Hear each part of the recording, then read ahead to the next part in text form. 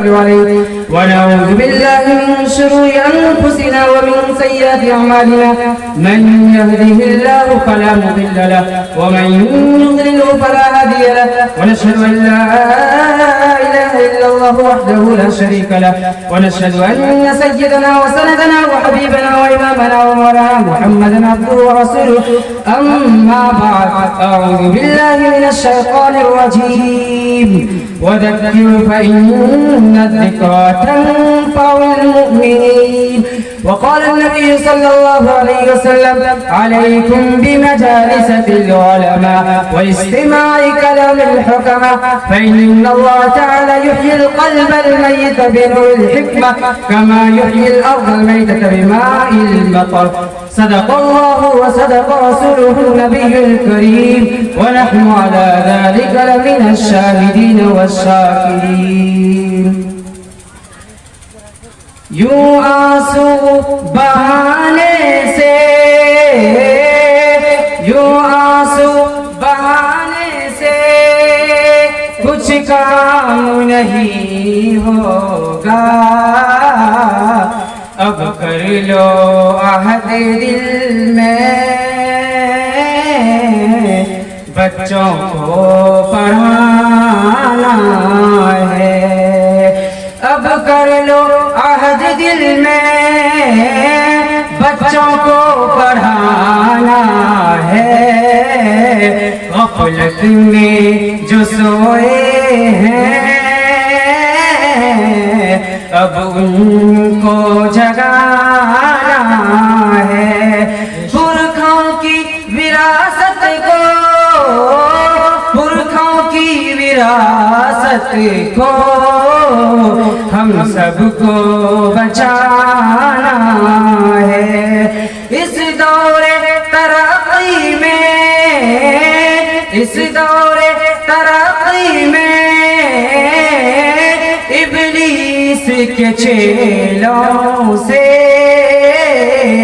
ہم سب کو یہاں اپنا ایمان بچانا ہے معزز علماء کرام منچ پر اپستھت میرے استاد مکرم قاضی جناب قاضی سرور عالم صاحب اور اسی طرح ہمارے مرکز کے امام و خطیب حضرت مولانا مفتی معز الدین صاحب اور اسی طریقے سے اس جلسے کے اندر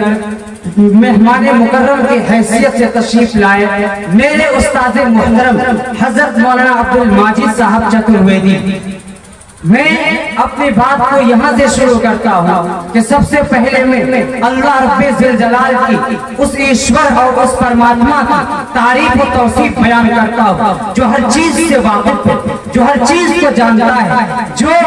پہاڑ کی چوٹی پر اگر کوئی چیوٹی بھی چلتی ہو اس سے بھی واقف ہے ہم اور آپ اپنے دلوں کے اندر جو چیز چھپائیں ہم اور آپ کی جو خواہش تمنا اس سے بھی واقف ہے سب سے پہلے میں اس اللہ کی تعریف کرتا ہوں اس کا شکریہ ادا کرتا ہوں اس کے بعد اراکین جلسہ کا شکریہ ادا کرتا ہوں اور جن لوگوں نے بھی اس پنڈال کو سجانے میں سنوارنے میں اور پنڈال کو یہاں بنانے میں اپنی جدوجہد کی محنت کی ان کا شکریہ ادا کرتا ہوں میرے بھائیوں وقت بہت کم ہے اس وجہ سے میں نے آپ کے سامنے جو آیت مقدسہ پڑھی ہے اور حدیث کی تلاوت کی ہے اس دونوں کو بیان کر کے اپنی بات ختم کروں گا پہلی آیت میں اللہ رب ذوالجلال نبی آخر الزمان ہادی رسول ختم الرسول آقا نامدار مدنی کریم صلی اللہ علیہ وسلم کو مخاطب کر کے یہ ارشاد فرمایا ہے اے میرے نبی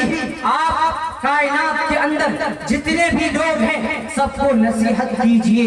اس وجہ سے کہ نصیحت کرنا واضح نصیحت یہ لوگوں کو نفع دیتی ہے نصیحت کرنا لوگوں کو نفع دیتا ہے اے میرے نبی آپ ان کے سامنے نصیحت کیجئے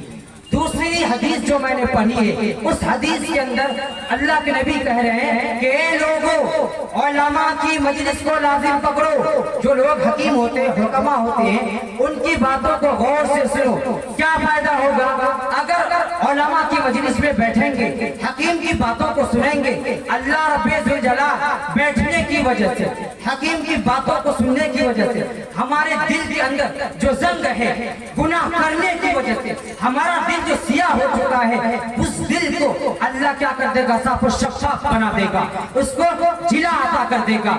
جیسے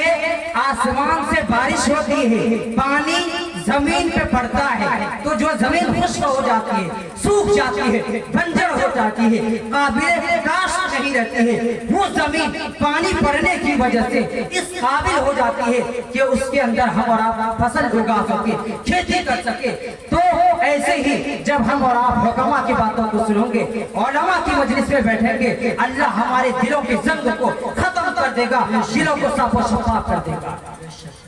علماء لکھتے ہیں کہ یہاں پہ ایک نقطہ ہے پوائنٹ ہے اشارہ ہے.